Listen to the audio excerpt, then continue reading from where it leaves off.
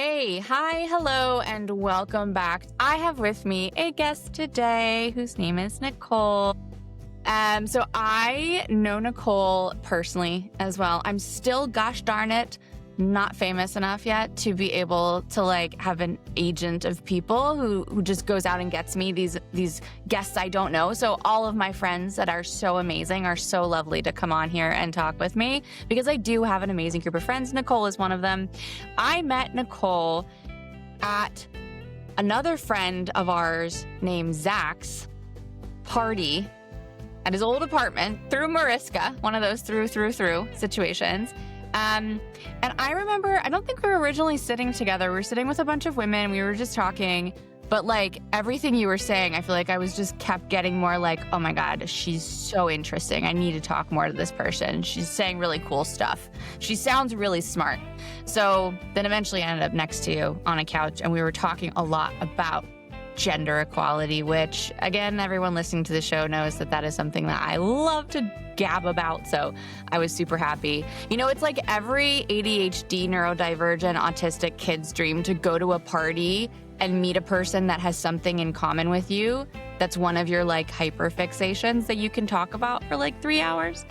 So that's what I did pretty much. I just grilled you, I think, for a while, but you were so incredibly smart. And then I actually got to use your expertise because you came and spoke at my work with your fellow professor from where you work, which you'll tell us about gender equality in the workplace back when I was still a leadership position in corporate. And that was also a great experience. So I'm so happy to have you on today, Nicole. And I think everyone can learn a lot from listening to whatever the hell we get to talking about today. So welcome, Nicole. Would you please introduce yourself? Yes. Hi. That was a great introduction. So thank you for that. Thanks for having me on the show. I mean, it's nice when the introductions are more personal than just credentializing things, which is what I'm about to do now.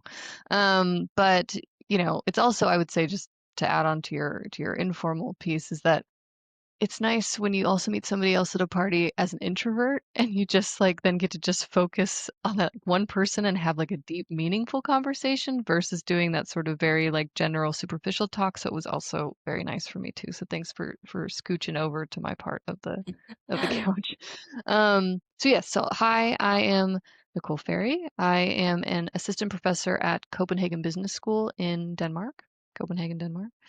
And I am a researcher of leadership, of gender. My background is in cultural studies and critical theory, so that means I spent a lot of time thinking about race, class, gender, sex, sexuality, ageability, all of those things that make up who we are, how we see ourselves, how we see the world, how those things interact. And so I brought that lens to leadership, and then I applied sort of these critical, cranky theories to how we develop and study leadership theory and research, and particularly leadership development. So nowadays, my research is primarily centered around gender and leadership development, and specifically masculinity, men, and leadership development. So that's a little bit more about me.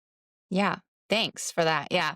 I I always feel like I have really good discussions with you about this stuff because I'm one of those people who's really interested in this topic and really likes it and spends a lot of time reading articles and stuff about it. But I obviously don't work in it. It's all this acquired knowledge. So having somebody that I feel actually has the credentials, it's like my own, personal library of I can reach out to you. I've done that so many times on WhatsApp, hey, guess what just happened? What's your thoughts on this?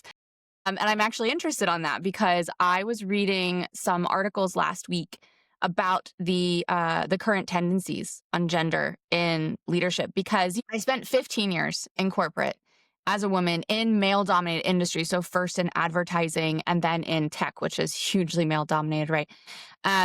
And I think I spent about 10 of those years trying to fight for more equality, more understanding mainly of also, to your point, not just gender, but different abilities, neurodiversities, cultures, things like that, just more tolerance and inclusion, really. But obviously, as a woman, gender was a big part there. And really, in this past job at the tech company, really fighting a lot for gender equality and how we treat women in the workplace. So not trying to slot women into a male culture, but to try to be inclusive of everybody's ways of operating. And I actually read some tendencies, some reports that are a little disparaging, I guess you could say, when you spend so much of your time trying to do that. And what I recently read was that I think it was over the past 20 years, I think it was 2005 to 2025, female gender in leadership, like in terms of the gender equality, has only increased like, I think it was like 5% or something. And the pay gap in terms of women in leadership actually has widened. So it's kind of not really going anywhere, despite the fact that it feels like all of us who care and have tried have been fighting really, really hard. Yeah. You Mm. know, so I'm like Yeah. feeling like Yeah. maybe it's a virtue signaling thing. Like you see, because it feels like you see more women in leadership in the news and PR and whatever.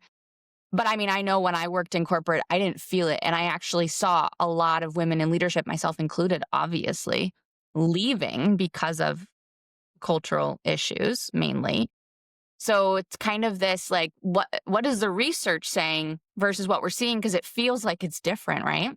Yeah, yeah. I think that's I mean, I want to touch on a few things that you said because I think I've been thinking a lot about, so I teach on gender and leadership. And so I've been thinking a lot about how to do that effectively because what I've noticed is that when I go into the classrooms or if I do trainings for organizations like the one that you'd previously worked at, there's always a sense that people can feel these things. Like or particularly like marginalized communities. So let's say like people of color or women, like you can feel what's going on in your workplace, but you don't always necessarily have like a vocabulary or terminology to put to that feeling. And also when you just have a feeling but not a name for it, you can maybe feel like it's just your feeling, like it's an individualized thing. So I think just to say in terms of big picture that these conversations are really important. I like that you reach out and I like that your podcast focuses on this and that you have an interest in this because I think the more that we talk about these things and put a language to them or even just share experiences, that sort of, I think, creates a way to address them, but then also a way to feel less lonely in the process. So I've been thinking a lot about the importance of this kind of work just for making that something that we discuss more often. And not just like women, but like across genders or across race or ethnicities and things like that. But I think that yesterday, when I was doing this workshop for this group, I presented some pretty uh, depressing statistics about gender equity in the workplace in Denmark. And so 'cause I want to connect with the context I'm in, and I think that there's a particular opinion in Denmark that like we've solved gender issues, that everything is good here, that we are fine. And it's not to say that there hasn't been good things done. It's not to say that we don't have women in political positions here. I mean, there are things that I think, with paternity leave, I think there are different things that Danish or Scandinavian culture has done to establish a nice gender equity solution, but there's still work to be done here. And as I was presenting these kind of sad statistics that even exist in Denmark over like the wage gap and these kinds of things, um, they they asked me kind of the same thing, like, well, isn't it getting better? And I was like, well, like, like they'll say like, is it getting better? Or like, I see, like, aren't like, we women coming up in leadership. And the thing is like, this was an open workshop with any genders were welcome, but it was predominantly women. And so in some ways you could say that the fact that this program that I was teaching and exists and the fact there were so many women, you could say that yes, like I do think it's getting better. The fact that you have this podcast and we have these discussions and that, there's all this discussion more in the media about it. So in some respects, like I do think progress is being made. Um, but there are still very much those kinds of statistics that you're seeing, or that like to close, for example, the wage gap in the US will take hundreds of years, even more for women of color in particular. So I think that it's both, right? So yes, every day the micro interactions that we have, I mean, I have to believe that the micro interactions that we have, the talks that we have like this all make a difference towards that progress. But I do think that we still have a very long way to go, and that's maybe what you're feeling in the workplace. Yeah. I think that was actually, so it's interesting that you say that, because I think when it comes to other women, I definitely feel that there's progress. Um, I still think there's a lot of internalized misogyny among women, especially as I see it in the States. I would say I see it much more in the States, more so than in Denmark, right? So I do think that it's getting better in that respect. But that actually was always a sore point for me in my organization, was the fact that it was mainly women, because I personally feel like it's a little bit how I feel as a white woman when it comes to Black women doing a lot of the protesting and a lot of the fighting for things. Is, they've been doing that for a really long time. And it's now that a lot of white women, myself included, are starting to realize the privilege and being like, okay, that's actually not their job to fight for all of us. We need to help out, right? And I also feel a little bit that way about feminism, is like, I'm a little bit tired of it being the women that have to be the ones pushing for it, because, the reality is, especially in this last organization I was in, there was a lot of men who were yes men when it came to feminism.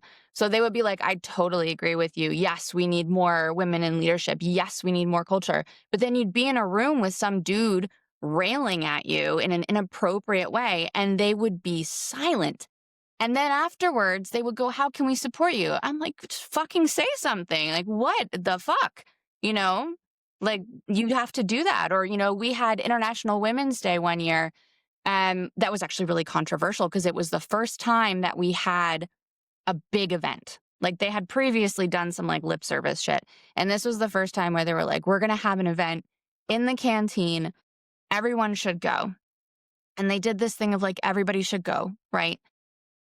It was like 95% women. And a lot of women actually didn't even go because the speaker that they got was a trans woman.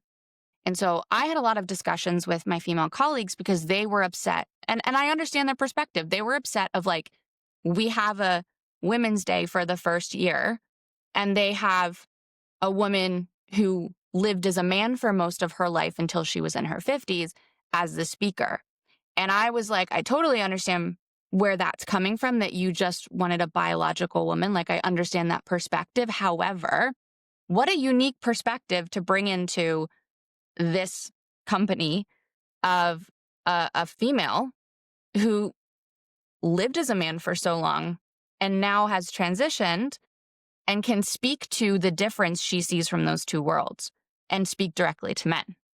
And I know a lot of us still went, and it was she had an amazing talk. And exactly to that point, she was like, when I thought I was a feminist when I was living as a man, holy shit, was I wrong.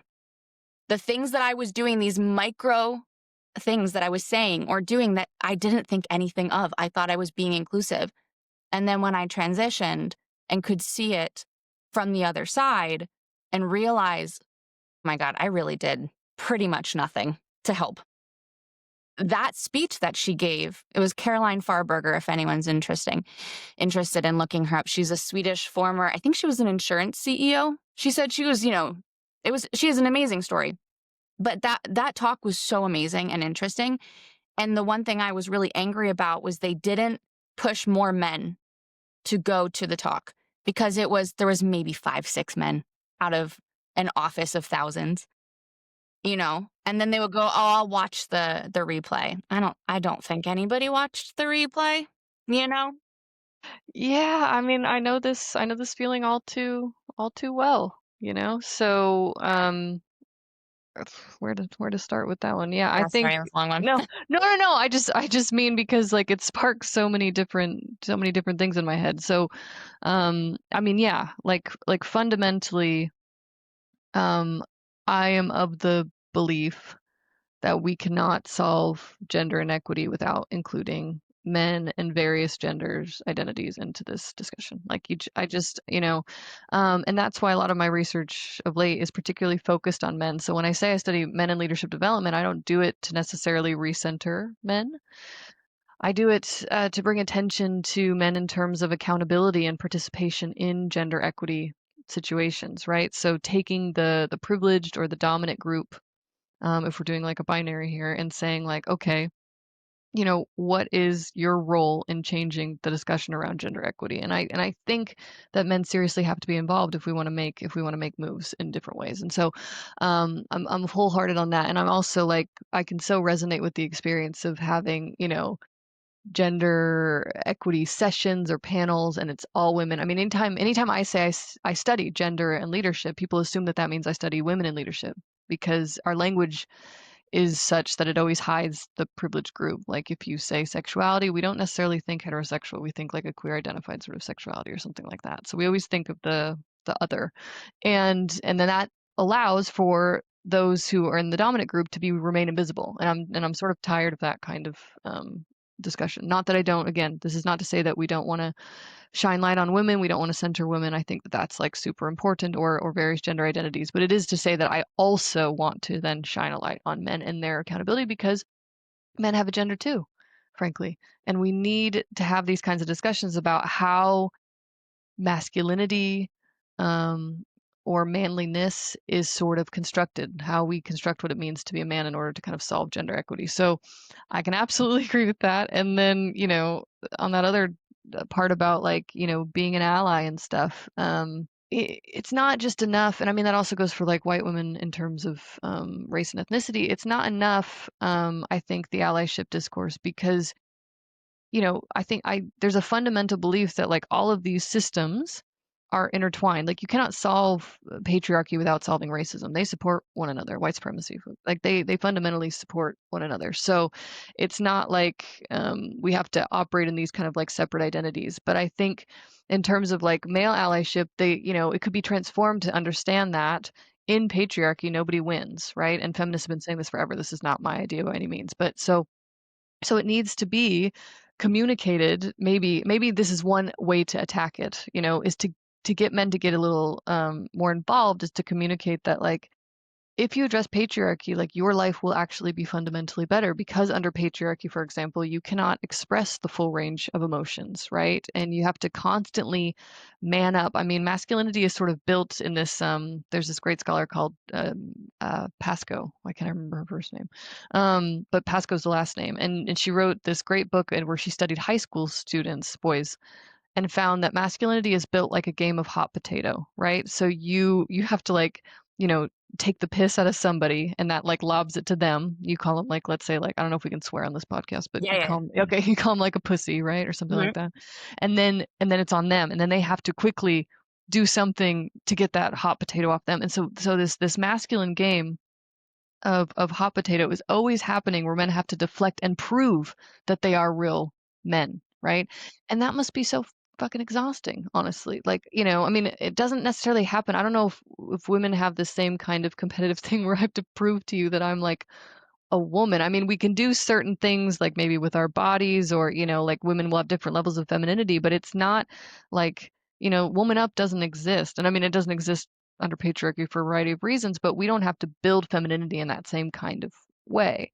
So anyway, so I just think that, there's there's a lot of reasons that men should be involved, not just to change gender equity, but also to change their lives. And I think any kind of what I find, I mean, even in this recent workshop, is that if you have any kind of discussion about men or manliness from a critical perspective, not even one that says it's bad, because I actually don't think masculinity is bad.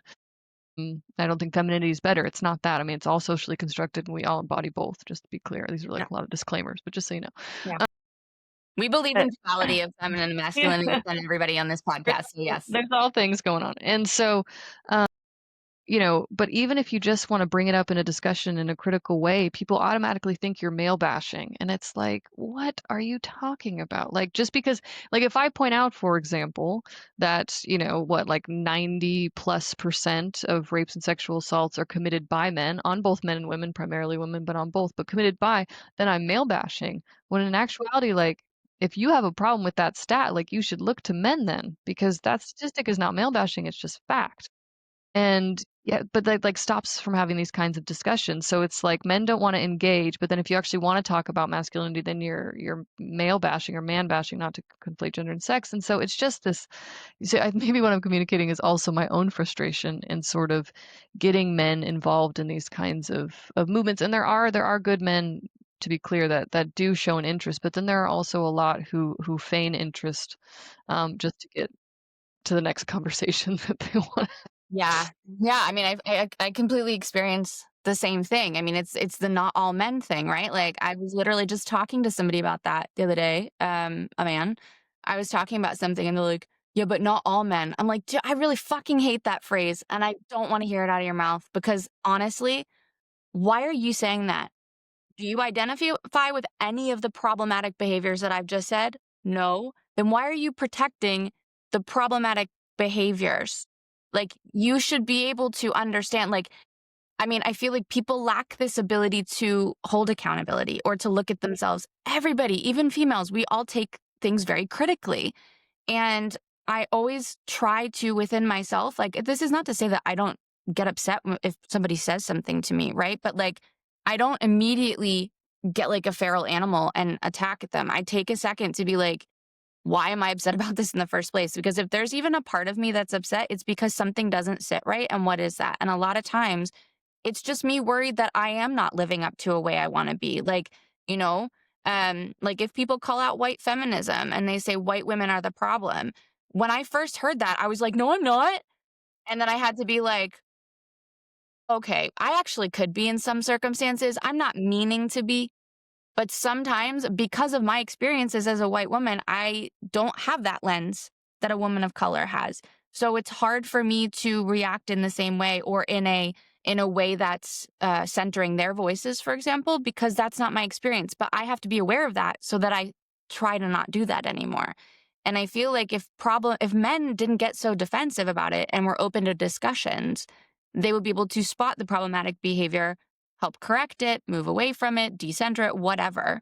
Yeah. But Yeah. it's this lack of like, it's this thing of like, if I identify with that, or if I listen to that, I identify with that. And that means that I'm that way. And it's like, that doesn't have to be it, but that's how you're seeing it. Yeah, yeah, yeah. All sorts of white fragility, male fragility, like this instant kind of like, I mean, I do, and I even have like a lot of students who, going back to our very first conversation today, like they don't want to even mention the word race or ethnicity because they think if they acknowledge that it exists, then like they are racist or something. You know what I mean? And it's like we all participate in white supremacy, but if you don't actually name it and call it out, then you actually can't change it, as we said. But the not all men thing is also very, very interesting to me. I was just teaching this in my class, this not all men thing, because the way we typically conceptualize it is like, and there was a beautiful actual picture of it drawn on an Instagram reel that I saw. I should give credit, but I can't remember. But it's, it's this like square and you've got all green and then you've got this like small red square and like the small red square is the men who sexually assault people and the green is the men who don't, right? And that's how we conceptualize it, right? There are men who sexually assault and or, for example, or harass, and then there are men who don't. And so that's why you can say not all men because it's just this percentage. Why you picking on us? And the thing is like it would actually be a lot more accurate if we presented it as like a scale or a spectrum, right? So yes, in the top, of course, there are those who commit a serial offenders, let's say, right? And then another stage down would be like one-time offenders. And then another stage down might be those who know offenders but don't say anything or do anything. And then down from that might be those who um aren't sure, they suspect it, so maybe they don't like this dude, but they ignore the signs. And then after that is like, well, maybe they know, but then they stopped hanging out with that guy. And then the next one is those who like laugh at the sexist jokes. I mean, that's not in that necessarily order, but do you see like there's different layers of ways in which men and women, but in this case, we're talking about men, participate in supporting, condoning, or perpetuating a culture in which men feel entitled to women's bodies in all sorts of super problematic and violent and horrific ways. So it would be better to conceptualize it like that. So you don't say like, sure, like not all men, but most men might participate in one of these kinds of behaviors or actions. And there's very few men who, necessarily intercede or intercept and step in. I mean, I just saw a video yesterday of a guy taking pictures up a girl's skirt, and when men see it, they just continue to walk by. When women see it, they intervene and they say, "Why'd you just take that photo?" And there's this whole thing about bro code or, like not snitching on your friends or, like well, he's just a bad dude. I don't really mess around with him, but he's harmless. I mean, there's all these kinds of discourses that like allow that behavior. So it might be not all men, but I think men should look at where they're at maybe on that spectrum to see if they Yeah. participate, and women too. I mean, not just a Yeah, I mean, that's what I was just about to say is like, I think for me, when I decided to leave corporate, that was when I decided, like, it wasn't long before. It was maybe like 6, 7 months before that. It was the beginning of my downfall for corporate where I was just like, I'm not covering up this shit anymore. I'm not gonna find excuses to be okay with this. Like it's so against me, and I'm calling out every instance I get. And that's when the CMO and the president start saying we got to keep her quiet because she's making a lot of noise, you know. And I had friends who were working at a different company, and there's a super problematic guy, just like really problematic, constantly holding women down, like not letting. He was very misogynistic, very problematic. He was also older, right? And so we were at brunch, and these women were talking about just how horrible he is and how abusive and verbally abusive and everything he's at work, which female or male or any other gender, just not okay. It was just not okay behavior. But we have this tendency as women because of how we've been brought up, because of how we've been conditioned, because of how we've had to get ahead, especially in the life that we live, right? To just explain everything away. So they would all talk about this, and I'm sitting there listening to all these women who work together just talk about this problematic behavior. And one by one, get to a point where they're going, but he's old. It's the generation he comes from. Like they all start. And I was just like, right. So listen, I love you all. Don't, don't do that. His behavior's not okay. I don't give a shit if he's in the grave or he's 20. Like, no matter where you are, problematic behavior, like when my mom says things like, I'm too old to change, I'm like, no, you're not. You're not too old to hear that what you're saying is wrong. You're not too old to be called out for saying something racist. And then you can't just say, that's how it was when I was younger. Well, guess what? It's not anymore. Like Jesus, you can't just use that as an excuse for people. But we do that all the time when it comes to these gender dynamics, is whether it's because of safety, because you feel like you can't say something because it's not safe, and whether that's actually like a physical safety thing or like I'm not going to be promoted or I'm not going to get good work. Like there's all these micro threats and macro threats, and I think that, to our point earlier about we're all talking about it and we're all aware about it, and I used to be a very peacekeeping-y kind of person. I was, from my trauma environment, I'm like, don't rock the boat, just try to keep the peace, try to take a little bit of cheese where you could. And I'm really in my like burn that shit down era. So I'm kind of like, what would do a great, like, I literally tried to convince at one point everyone to go on strike for a week and be like, let's see them watch and burn when we leave, because they can't fucking do anything without all of the women who are running the company. Like you've got all these dudes at the top making decisions based on God knows what, because it's not reality. Ego, I guess, is the main driver there. And then we're all the ones dealing with all the consequences. We're the ones getting laid off. We're the ones not getting promoted. We're the ones getting told that we're too loud, or, we have these problematic opinions, or we're not quite right. Or as my boss told me, I'm worried about how you would do in a room full of these people. Um, when I had cried one time because of him, mind you. But then I'm told, I'm worried about how you could handle this. Like, that's just, it's so fucking fucked up. And I really feel like I love having these conversations, to your point. Like, I love talking about it. I love railing at men about it and shoving it in their face at this point. Like, I think it's needed. But I also kind of feel a little bit like the more I learn about history and when change actually happened, it wasn't during all of this, like, let's talk it out, hippie era. It's, hey, let's protest and burn shit. And, like, I think I talked about this before, but I think maybe you know this. Wasn't it like Iceland or something where all of the women went on strike for a while? And there was a huge Did, yeah, economic. yeah.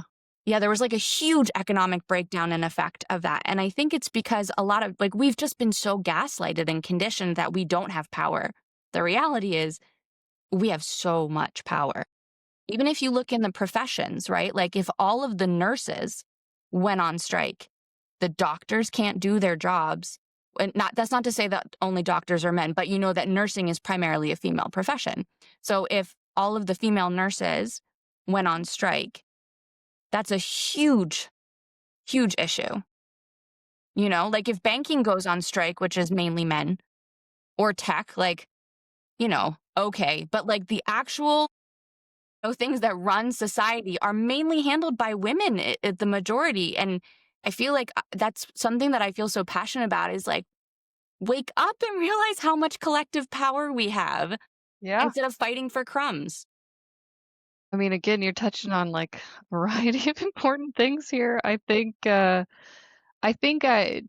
to your earlier point about sort of washing it away, but then also, do we rage, do we not? I mean, my sense of things is that again, I mean, I'm not necessarily a young person anymore, but I on a daily basis I'm working with some young people, and my sense of it is that it's like this combination of both. So I sense that a lot of women we've normalized a lot of things, maybe the more subtle things, but like we've normalized a lot of the things because I teach, for example, about the idea that there's like women's leadership and then there's leadership, right? But there's not a men's leadership, and we've sort of normalized that. Like we ask women like, what are you going to do to raise up the next generation of like women leaders? But we don't ask men that. I mean, we understand why, but it's like we this like responsibility placed on women, and we sort of normalize that kind of stuff and feel, and if we get unfortunately, like I think women still get like grabbed and catcalled and all these things, and it's like just a Tuesday sometimes is what it feels like, and so in that, and I'm not saying I'm condoning that, but I'm saying that like if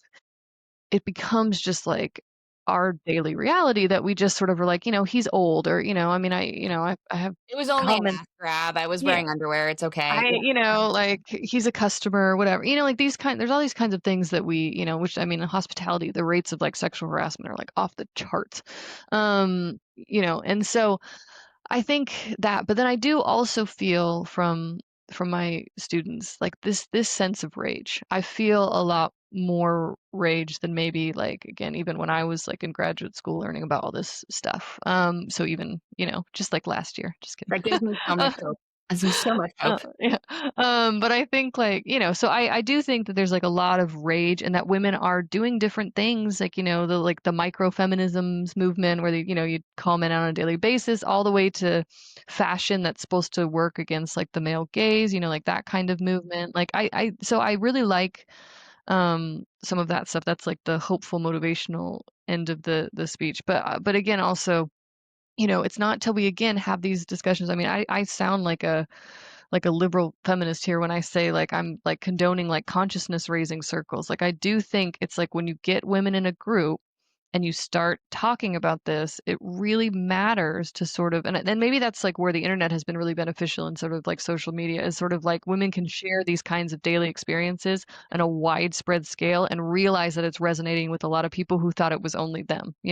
So I'm really like pro these discussions to kind of do that. But I would say that, in terms of the burn it down, I did also just hear this interesting talk the other day about like, actually what's cool about the feminist movement, at least in the US, is because this person was talking about that context, was that like it's a movement that created a lot of radical change, but actually through nonviolence. Like we didn't assassinate anybody, we didn't start a war, we didn't, No. actually a bra was never really burned, like these kinds of things. Um, and so I was like, so I'm with you. So like I want to burn it down, but I also really like the fact that like we have ways to do that differently. And then the last thing I wanted to say on your point was that what I think you're really highlighting, at least for me, is um, the amount to which gender and the gender inequity is actually connected to capital and to labor, right? Like there's a reason that organizations can function off of exploited labor, and that can be of people of color, but that can also be of women. I mean, I totally respect and understand any woman who chooses to stay home and not work and take care of the kids. It's not like I shame that at all, as long as it's a choice. But the unpaid labor in terms of like our even our home, our private and public spheres, like capitalism, I mean, not to sound like a full Marxist here, but like capitalism is fundamentally dependent on the fact that we don't pay women for their work. It doesn't work otherwise. I mean, it will work in different ways, but I think that that's part, and I shouldn't say that's all of it, but that's certainly part of the thing. So yeah, when we walk out, like that's a clear, evident tie to underpaying women to ensure that capital can do its thing, right?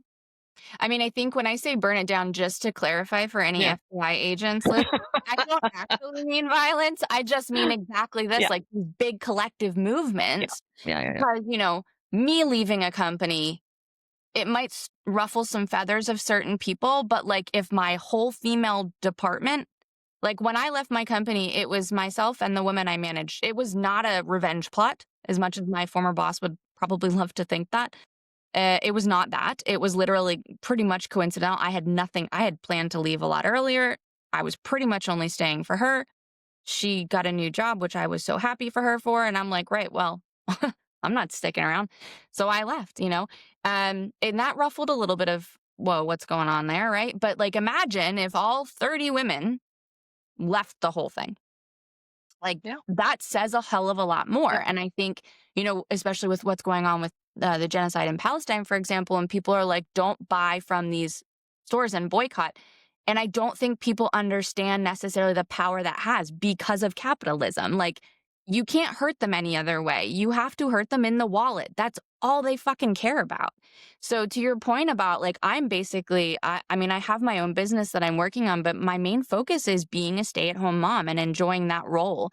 And I fully 1000% have always said this and will continue to say this, but we should be getting paid. Whether you're a mom or a dad or any parent staying home with a child, we pay teachers, we pay preschool teachers, we pay babysitters, but then you don't pay parents as if that's not like a full-time thing. And then on top of that, you ask women to go. And I have a very, very supportive partner. So even when I was working full-time, we had a lot of balance, but it was still too freaking much. It's too much to raise children and have two full-time jobs. That's not, and most people can't afford to have help. And even though I could have afforded to have help, I personally, for me, did not want to do that. I really wanted to be very active myself and have influence in my kids' lives. So I just was burnt the fuck out all the time, you know? And when you look at, I think this is where I really push people to get critical because I think that I can speak from a unique lens and that I was the most ignorant, privileged white person burying their head in the sand for a very long time. And that's not because I was rich. I was never rich or anything like that, but I was white and I was a woman and I was fairly attractive. Most stuff didn't affect me. I can say that honestly. And I had to pull my head out of the sand. And once you do that and you start actually looking around and looking at where the money is going, where your labor is going, all this other stuff, you're like, whoa, hold the fucking phone. Because, you have money to pay for children's food, to pay stay-at-home parents a stipend. Like, there is money that exists in the government, no matter where you live, in the taxes. Where are your taxes going? Where's your money going? Which organizations are you putting your money into? And where are they using that money? Because a lot of the times, the stupid trickle down economy thing that we all learn in school is bullshit. And the fact that it hasn't trickled down since it came out back when the guy fucking did it in colonial times should be like, when is it going to trickle down, guys? When is it coming down the ladder? It's because it doesn't work that way.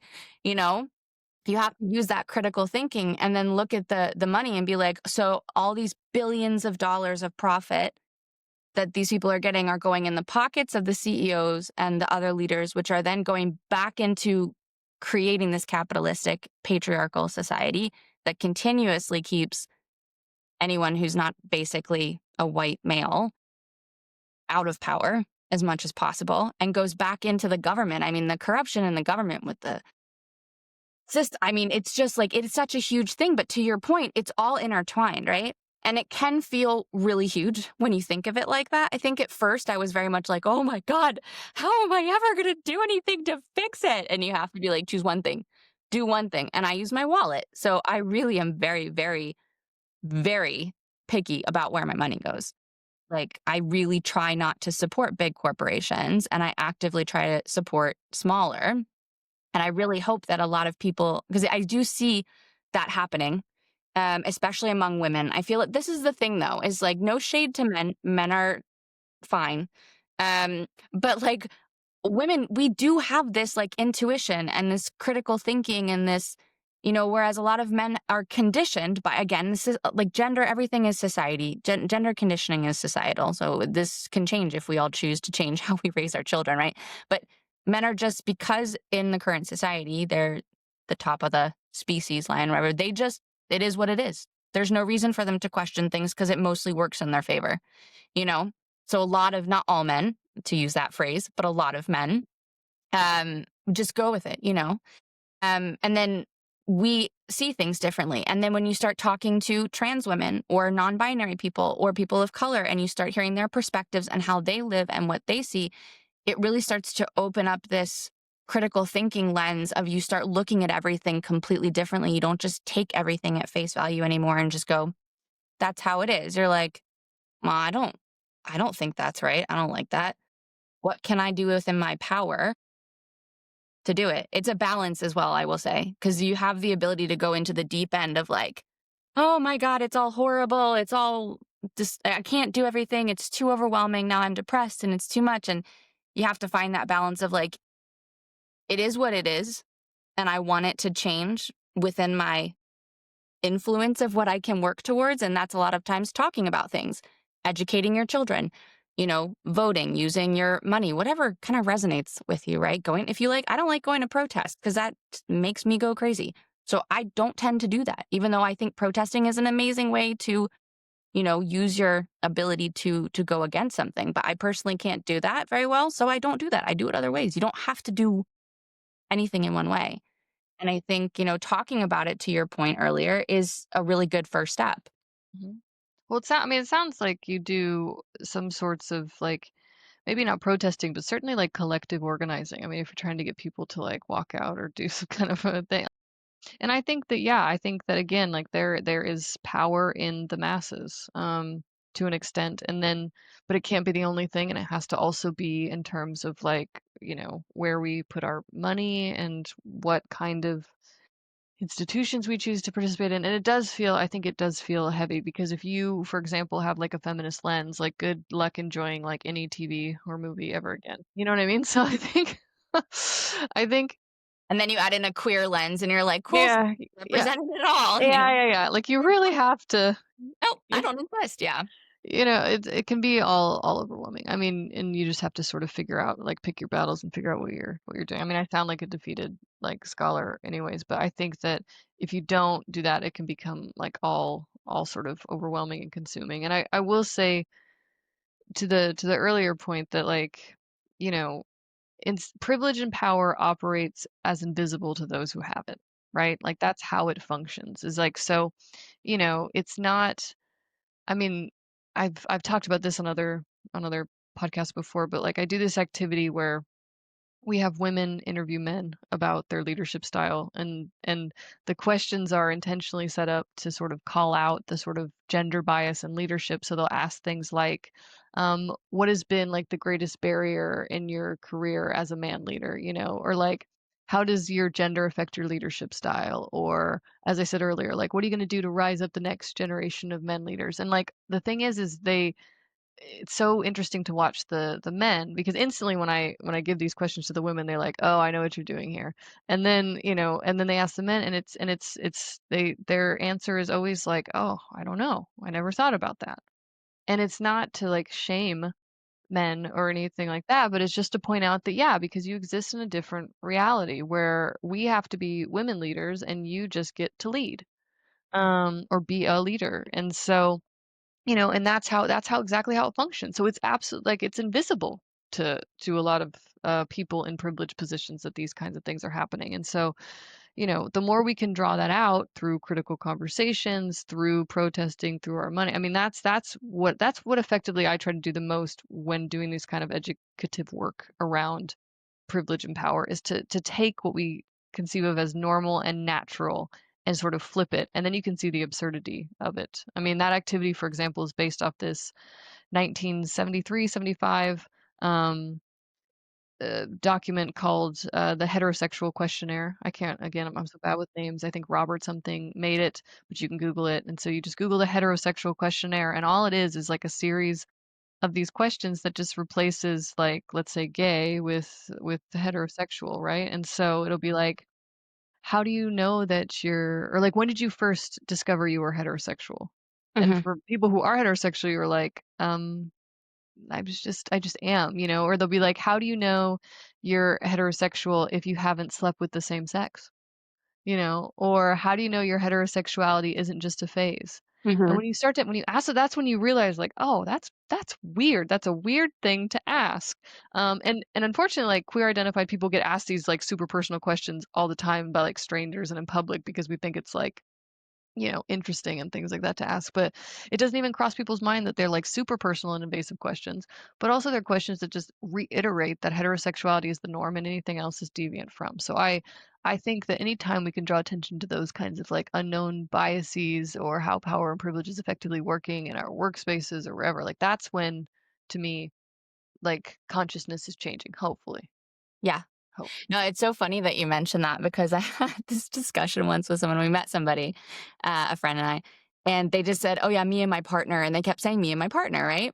And I'm a queer woman, so I quite often people think that I'm hetero because I'm married to a man and I've been with him for 18 years. So I get it. I'm not offended by it or anything. So I get that. So I think maybe because I have that lens, it doesn't bother, like I don't think about it. I'm just like it doesn't. But they were like the person left and they were like, "Do you think that they're gay or straight?" And I was like, "I don't know why." And they just kept saying their partner. And I was like, "Yeah." Like, well, but do you think they were saying partner because they're gay, or were they saying partner because they're just trying to be like progressive about it? And I'm like, but they didn't talk about like, we didn't meet their partner.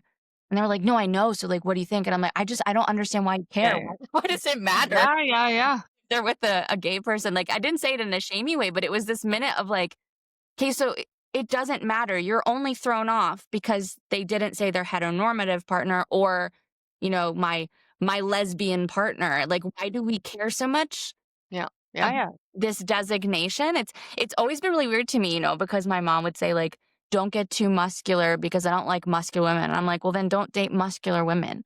And she was like, Jessica, and I was like, no, but like, honestly, why do you care what anyone does? Why do you care who anyone sleeps with for like such a shamey, sexual shamey culture? We're really freaking obsessed with who people mash genitals with. Like, it's just really strange to me. I don't, I know. I don't get it, but it's really interesting. And I also did that with my dad and Morton. And again, this goes to show, I think, a little bit that like I don't want to misquote a study because I know there's a study, but I don't remember. But it was something about along the lines of like evolutionarily and conditioning wise, men are just primed to take any feedback or questioning or anything from women as criticism. Like that's just how they naturally react to it because they've been conditioned that like women shouldn't question them. Women shouldn't have feedback. It's not as valuable as whatever they're saying. And then there's the I think it was a kindergarten class maybe or something where they said draw a doctor. Like, a lot of them drew men and then draw a nurse, and a lot of, like that kind of thing. And I was on the phone with my dad and we were talking about that. And he was rebutting me and saying, oh, I don't think that that's, the case. And I'm like, well, it really was. Like, it literally was an experiment that they did. And it's not like, it's just to say that societally, we kind of have these gender norms that we grow up with. And like blue is for boys and pink is for girls. And my kids aren't having that now, which is really nice. Like, I really like them saying things like there's no such thing as boy colors or girl colors. Like, love that. And my dad was still kind of fighting. So I was like, okay, hey, have you heard this riddle? There was a man and his son were in a car accident and the father died. And then when the son arrived at the hospital in critical condition, the surgeon said, I can't operate on this boy. He's my son. What happened?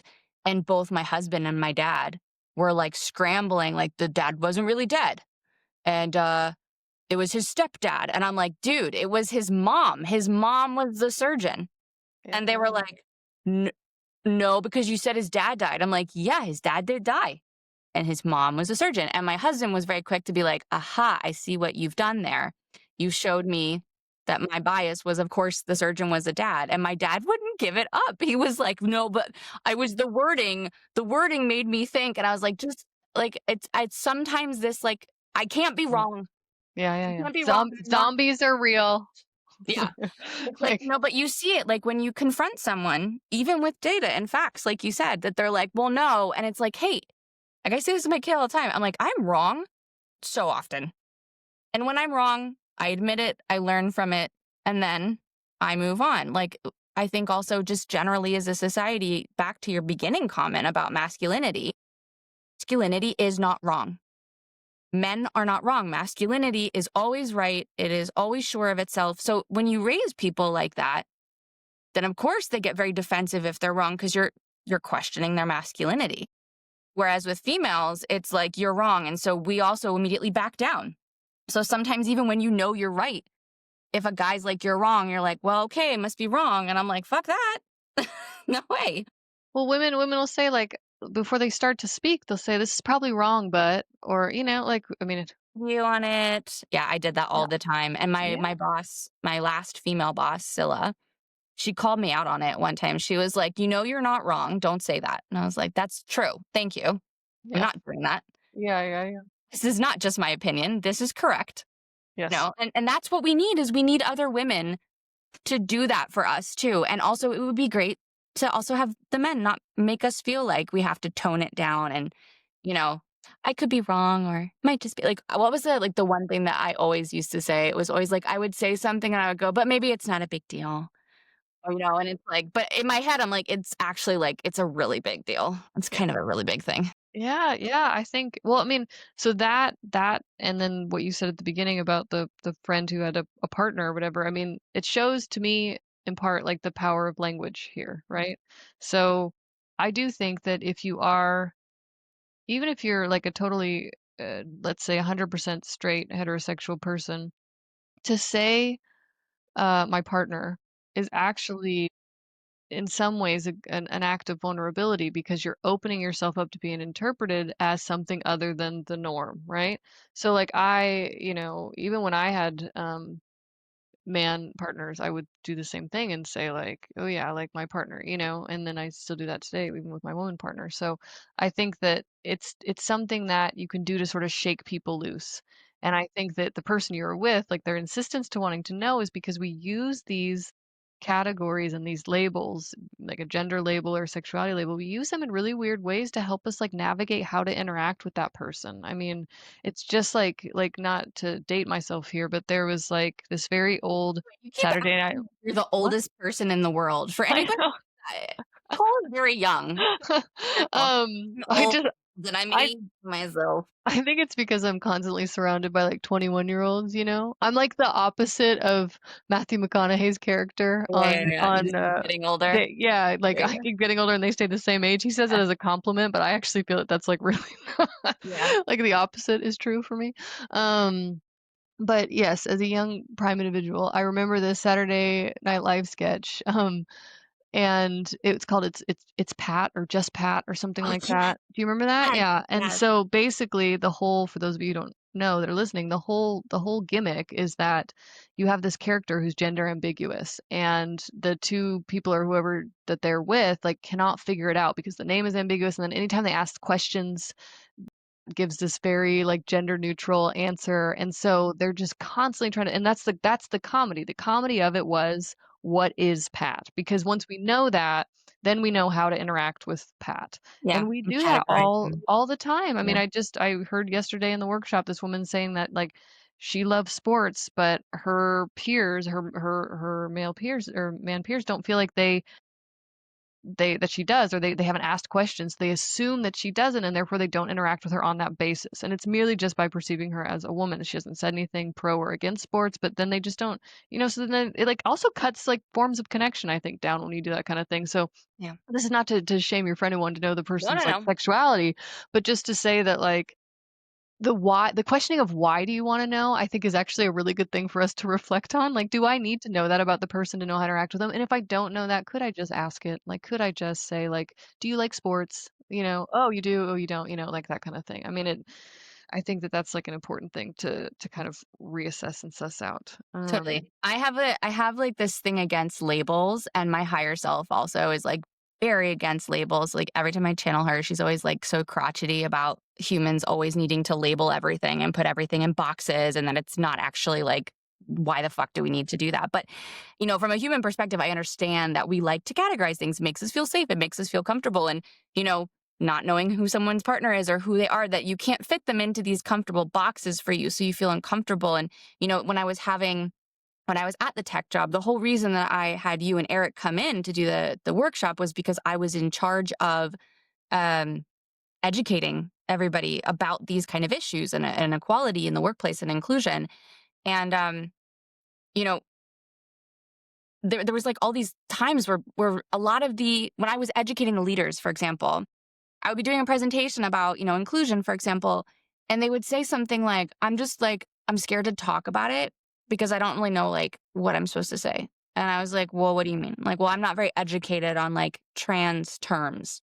I'm like, okay, well, first of all, then get educated. Like you're acting like this is an impossible thing. There's the internet, to your point. There's social media. There's so many different ways to learn. You can educate yourself. It's a stupid excuse.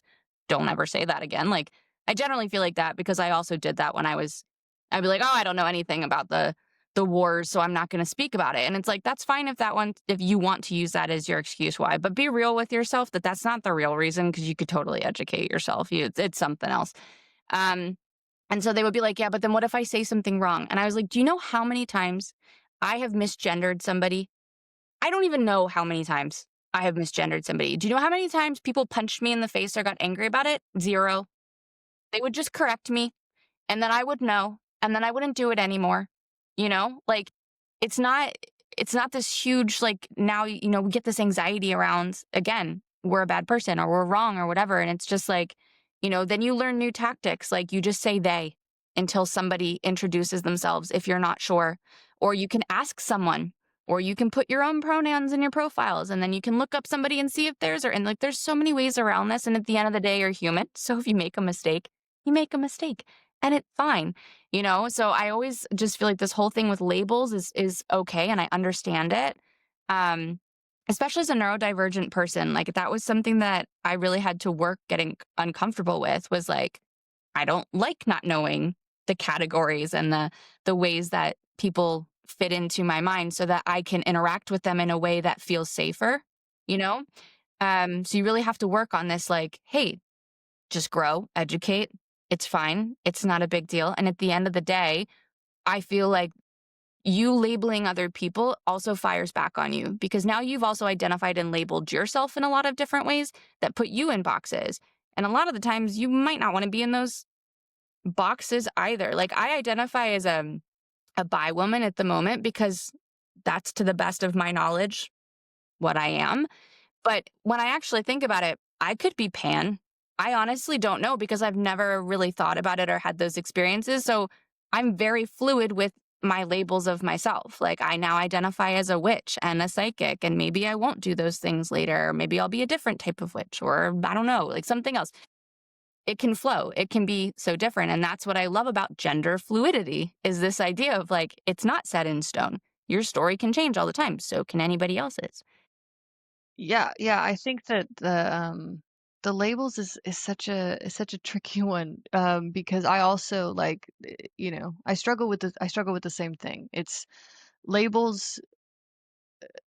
Okay, so for example, like the way that we even think about like sexual orientation, right? Or like whatever sexual identity that we want to have. I mean, sexuality is is physical, it's affective, it's emotional, it's not just one thing. It's not just who you want to, I think you said genital smash with earlier, something like that. Like it's not like that's part of it, right? But like sexuality is a variety of these different aspects that our language just does not account for, right?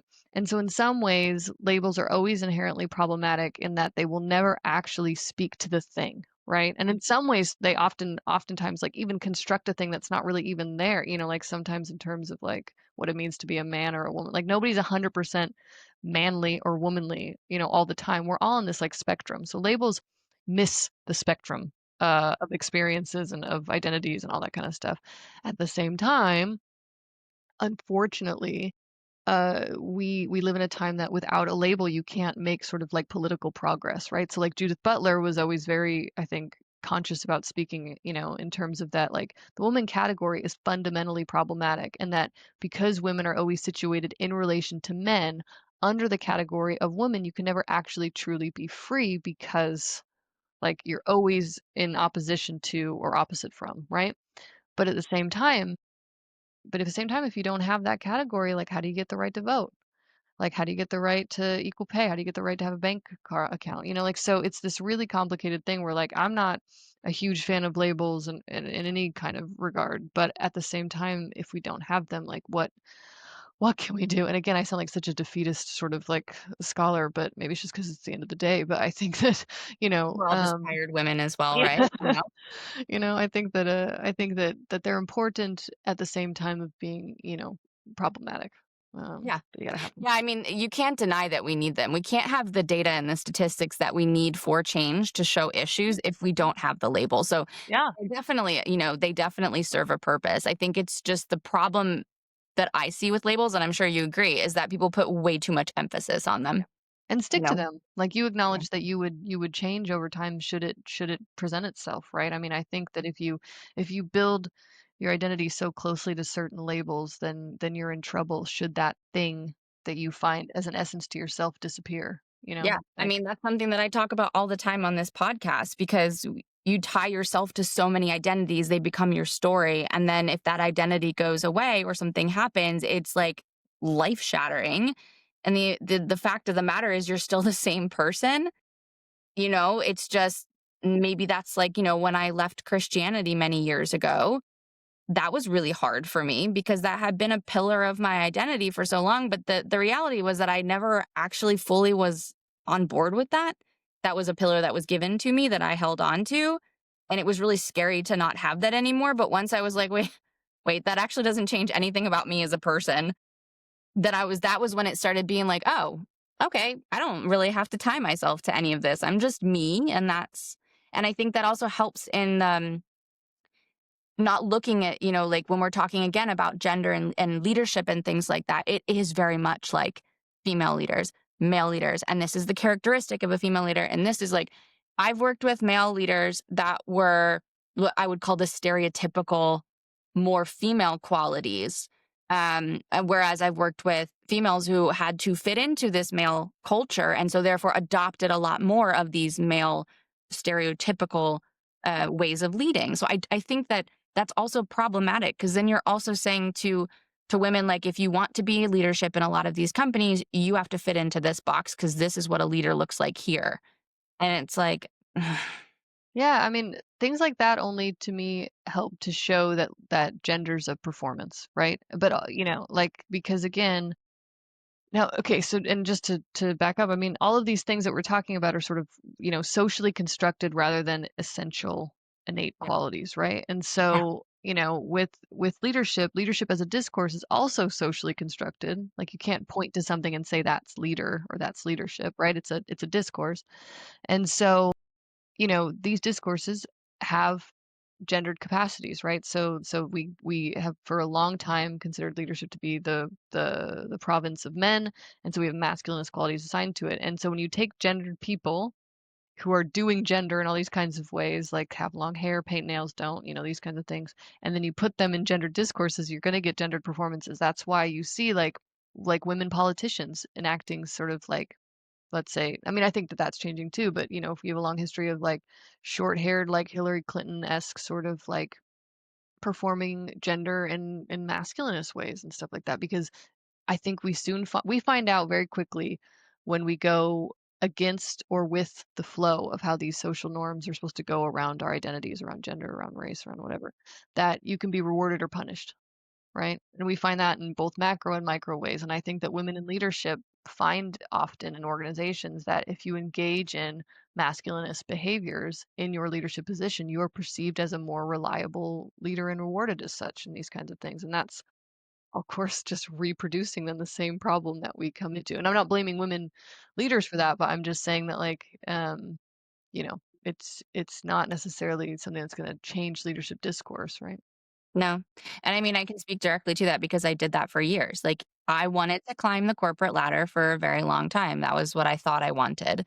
And I found out very quickly, thanks to neurodivergent training, that you have to mask and be a certain way to do that, especially in a male dominated industry. And so I very quickly octopused my way into how I needed to be in order to be acceptable in that circle and climb that ladder. And even though a lot of the times it was eating me up from the inside because I was agreeing to things and going along with things that were just so against who I am as a person, it was very clear that if I did not get on board with those behaviors or, you know, bypass problematic ways of being or talking about people or just even business stuff where I'm like, this is a horrible business decision, in my opinion. It's not people centered, which is how I would lead people. I had to just be like, yeah, okay. And then a lot of the times, because the way it is a lot of times women carry out those things anyway. So then yeah, I would be the ones doing the labor as well of the things I didn't agree with. And I did that for years and years and years. And so I have a lot of compassion for the women who do that because I firsthand know how it feels because it's this feeling of if I don't do this, I'm never going to get anywhere. I can't be myself. I can't be this way. I have to be this other way. And I don't want to be, but what other choice do I have? And then the stronger side of me that was buried in there started to claw her way out and be like, fuck this shit. And I would start to have these like micro moments of not putting up with it or not doing it or quitting or, moving to a different sphere and trying there to be a little bit more corporate and thought it would be better and it was not. But again, still starting off with, all right, it's a new playing field, but I can learn it really quickly. I learned it really quickly, started climbing, got to a certain point where it was like, fuck this shit again. And then I burned it all down on myself, which was traumatic for me at the time because I didn't think I wanted to burn everything down, but I'm very happy that I did. It was definitely the right thing. But I can look back on that time now and be like, Jesus, was I being played? I was being played and thought I was in control. Thought I was playing all these dudes by fitting into their game. Girl, sweetie, honey, nope. Like you were 100% being played. You were being used, you were being played, it's the things that we put up with as women, just completely disregarding yourself, losing a lot of people around you, putting other women down, having to compete for very little space. I mean, we've all been there if you've been working in corporate or anything really, or you're a female in life. And so you have to kind of disillusion yourself to that. I feel like there has to be, again, collectively enough of us who are fucking tired of it that eventually just go, I'm not fucking playing that game anymore. We're making up a new game. And then we do it because I just don't think any of us can really survive it. And the fact of the matter is, even if you think you're playing that game super well, there's always a threshold that you'll get to where you're not allowed to go any further. And then that's when they'll tear you down. If you get to that threshold, you can't keep that position. You just energetically, you can't keep that position. You can be up there for a while, but they'll come for you eventually when there's the next person who's ready to come for you. They'll come for you. You can't hold Right. it. It's not stable, and that's because that's the way the game is built.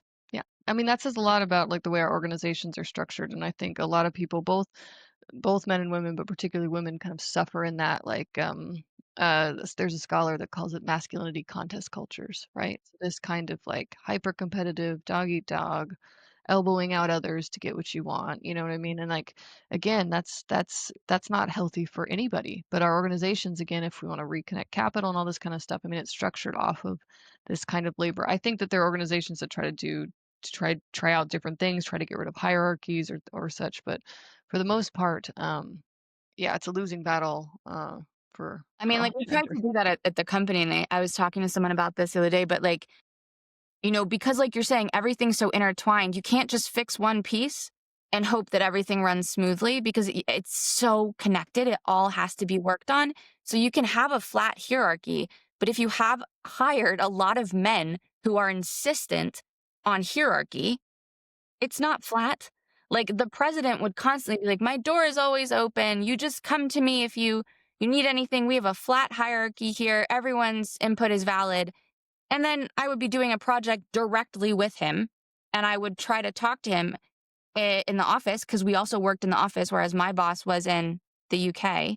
And I would get talked to about not going directly to him. I need to go through my boss. And I'm like, I'm working with him on the project, and it's a flat hierarchy. He's like, Yeah, he just prefers if you, it's like that doesn't, it's again this kind of thing of like, I truly believe if you really want to change an organization, you got to wipe out the whole top half of the building. Like those people are usually set in their ways.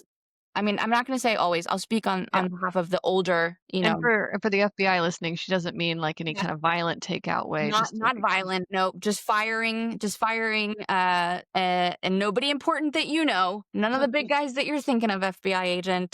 Just some low peons over here. Anyway, I'm like never gonna be able to go home to the States.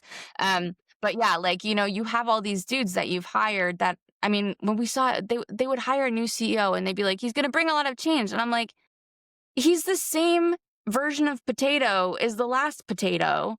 And then what is he going to change? And then they would virtue signal and they would try to do, like we had a people and culture department and they had no funding. And it's like they have no funding because you don't believe in it and you're hiring people who don't believe in it. And then you're trying to do these culture changes.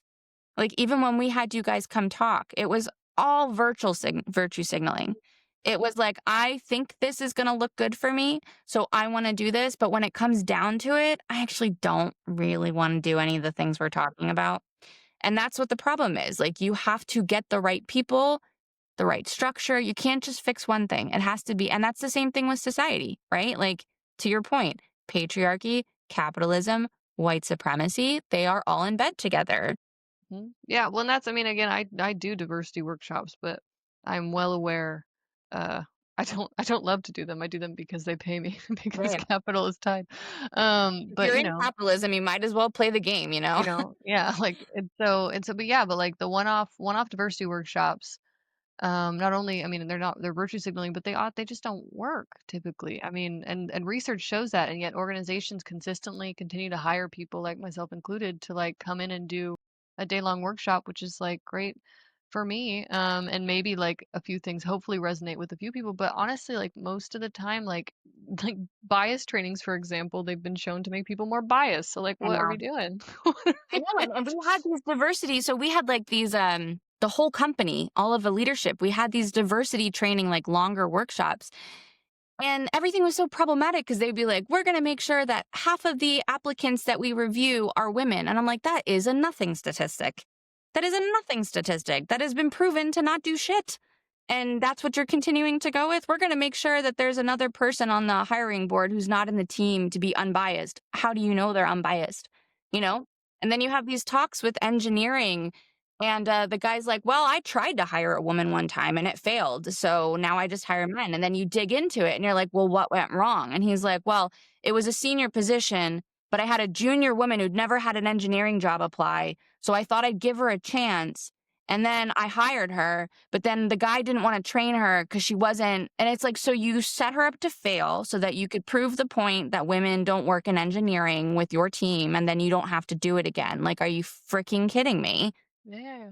Yeah, This is we what just happens all the time. And then people are like, diversity doesn't work. It's like, well, it doesn't work when you do it like that. yeah, yeah, yeah, yeah. Yeah, you can get all sorts of, like again, this is not necessarily just me saying this, not my idea, but you can get all sorts of qualified people into positions, women, people of color. Like you can, and yet if you don't change the culture there, they Hmm. will leave. They will leave, Totally. right? And then if you want to use that to justify why you don't hide that, like for fit reasons, I mean, like of course, then that serves your own purpose. But if you don't change the culture, then you don't actually, it doesn't matter. You can tick as many diversity boxes as you want, but it won't No, actually I mean, matter. when you have people saying things like, it's just because I want someone who's qualified. They have to be qualified. I'm like, so everything that you've just said is so problematic because you are going off the assumption that there's no women or women of color who are qualified in the first place. I remember having a talk with a former male friend where he was saying things like, I'm totally like, he was like, I'm a feminist. I completely believe in equality, which just for the record, whenever a guy starts off with that, I'm like, so I'm very certain that you're going to about to say something super problematic because I feel like the guys who are actually like anchored and grounded in feminism don't feel the need to say that at the beginning of a conversation. That's already them like priming me. Yeah. For a Don't but. it's like I when you believe say in don't get feminism, offended but. by this. Yeah, like if someone's like, don't get offended, I'm like, okay, so I'm gonna get offended by whatever you say, but okay. And he was saying, like, I totally believe in all that, but like if I'm up against another woman, like I don't want it to be that she gets the job just because she's a woman and I'm not. And I'm like, you're acting like there's no way another woman could be more qualified for you for this position. If you're not able to find a position where a woman is more qualified, especially in academic or like higher education jobs, then you haven't done your job as a hiring recruiter, because the majority of people in higher education coming out of that are women. So there's actually statistically more educated women than men. So yes, there are absolutely qualified women for these positions, Yeah. you know? I mean, it's the whole, like, quota debate too. I mean, and the thing is, like, people say, "Well, no, we need to hire people based on competence," but the truth is we have never hired people based on No, competence. Like, that's God. like, that would discount all the other things. That would if you really believe that we've always done that, then you have to believe that men, and particularly white men overall, are just generally more competent. That's why they're running all of our corporations and such. There are people who believe that, Yeah. but they are extremely delulu. But then they're Yeah. uncomfortable when you say, then, okay, if you believe that to be true, then you have to believe women and people of color are less competent. And to get people to admit that part is where they go like, no, I wouldn't say that. It's just that, and so then it's like, well, you can't have it both ways. I mean, that's the thing. Like, if you really believe that meritocracy is real, that people, the most talented succeed, which the US has really prided itself on supposedly for a very long time, then you have to believe that, okay, well, if that's the case and we look at who's running our stuff, we look at who's making the money, we look at who's like the most successful, are you going to be comfortable saying that like white men are just better, more talented, and more competent, and therefore more successful? And if you're not comfortable saying that, then you have to acknowledge that there are other things that may be at play in who gets to succeed and who doesn't. I love So, that. That's like a really good way to turn it back on them because, yeah, in my experience, being really good at your job was only detrimental to women because it meant they would keep you in your position because they didn't want to lose you. Whereas men would be really good at their job and then they would get promoted for that. And I did a lot of hiring at my first job for 11 years. And I'm glad that I was in charge of hiring for the most part. But the number of times that we would have discussions around people and, there'd be like, this video editor doesn't have a lot of experience. And I'm like, yeah, but look at the potential and look at all the examples they sent in. And like, they really are really good. And then we would have a male applicant who the examples were not good, but they had had a job for whatever longer. And they're like, well, they have more experience. I'm like, but their stuff is shit. And it was like, yeah, but, and I'm like, no, because if this was reversed, it wouldn't be the same thing. So you kind of have to, you yeah, know, think yeah, about it. Also, the number of times that people say stuff like, this person's a really good, we have to make sure they fit the culture. I'm like, that's super problematic. That's something you should never say. and then also, if that's the case, like, what is your culture? Hmm. Like Yeah, white usually white toxic. nationalist Yeah. masculinist culture. Yeah. Like, what is the culture you're I mean, proposing? that's something that we used to say when I worked at the agency, and I would be like, yeah, we need to make sure that they're going to get along and fit in. And I was so problematic in saying that because the reality is that you actually want a lot of different people who don't have the same opinions because also statistically that has better outcomes. Like there's data behind that. But also like, yeah, I didn't realize I can say that I said it not understanding how problematic that was until it was pointed out to me. And then I was like, oh my God. Yeah, I am hiring people like myself because I'm hiring people that I would get along with. And that's not great. you know? No, and that's what we do. That's why, again, and going back, like, we don't hire people who are competent Yeah. typically. I mean, we do, but we also then Yeah. favor people Our that are bias like plays a big part ourselves. of And it, and again, I think that that's when you're aware of it, it gives you a more critical eye, and it's not to say that you're a shitty person. I wasn't doing it because I was a racist person. I literally was trying to build a team of my best friends, but that's not what work is, you know? And unfortunately, like, at least with me, I know I wasn't doing it for racist, shitty reasons, but there are a lot of people who are doing it for racist, shitty reasons, and it's just, again, one of those things where it's kind of like, you have to question yourself because your knee jerk reaction to people that are different from you is not usually the best reaction that you want to have. yeah, It takes a lot yeah, of practice and a lot of self transparency and awareness with yourself to be okay with the fact that, like, you might have a racist thought. It doesn't mean that you're a racist, but you have to acknowledge that the thought was not cool and then work on changing that thought pattern or whatever, like it's okay to understand that your thoughts are not who you are necessarily, but if you're allowing them to be a part of your personality and how you act towards others, then yeah, that's a part of yeah. your personality. That's a nice way to put it, that it's not who you are, but we exist in, like, for example, like, there's another scholar again whose name, but racial smog, that we grow up in the same way, like, if you fly into LAX, right, and you come in and you can see, like, the LA smog, right? So, like, we exist in racial smog, which means, like, it's like the air that we breathe, right? And so, I mean, you could say that for like patriarchal smog, ableist smog, whatever. And so it's not that you can't have like these initial knee-jerk reactions, right? Because we build difference on a basis of fear, to say that this person's fundamentally different from you and that Hmm. they are a threat to you. Um, and so the knee-jerk reaction of fear, it makes sense, but exactly what you say, but then you have to pause and say, okay, but where is this coming from? What's actually happening? What kind of damage am I doing by going with this knee-jerk reaction? But again, that takes like a certain level of critical thinking that I'm not sure we train people in because we don't have these discussions. No, no. And I mean, we see it so much with everything going on in the States right now. It's like, oh, you're different than me. And there's this dehumanization going on with people of different races and genders. Hmm. And we really have stopped treating people like people. And it's like, it's okay to be like, this is scary to me because I don't know anything about it or because it's uncomfortable. But then the best thing you can do is learn about it or get to know people from that culture. Like, you know what I mean? The way that the Mexican community, for example, has been so dehumanized in the States is horrible.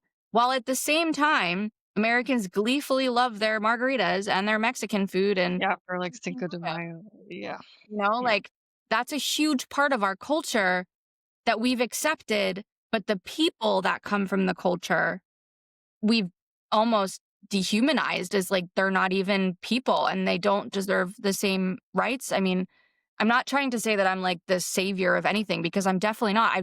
I've done so much work on myself to deconstruct a lot of the social conditioning that I had from growing up. It's just, I think that this is the problem when you don't know people from other walks of life and you don't care to have empathy or critical thinking or understand that the propaganda wants you to be fearful. It wants you to think of people as enemies, as not just like you. Like, what is the difference between an American child and a Mexican child? A passport.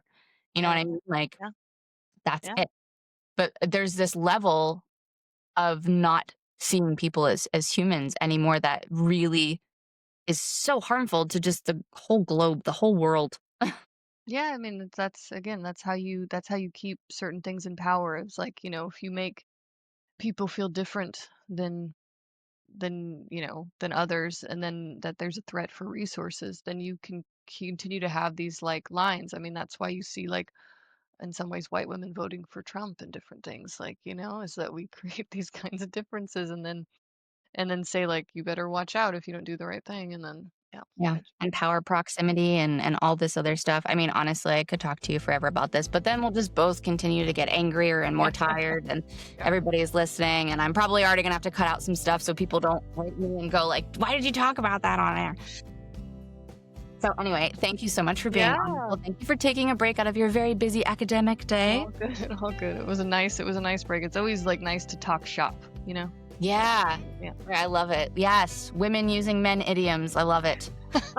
It was so nice to talk to you. Thank you for joining us today. Everybody should learn more about just equality in general. But, to your point, I really like that you're not just studying gender because, of course, there's a large lens and a focus on gender, especially when it's two women talking because that's what we've experienced, right? But it is a larger issue. It is ableism, it's ageism, it's racism, it's everything, right? Sexuality, as you mentioned. So it is a big topic. And again, to that point, if you feel overwhelmed by anything we talked about today, choose one small thing that's within your influence, even if that small thing is just to abstain from buying something or doing something that's like a super easy way to give the middle finger to capitalism and the patriarchy. So, Damn the man. yes. All right. Thank you, Nicole. Yeah, Thank of you, course. everyone, for listening. I will talk to you all later. Love you. Bye.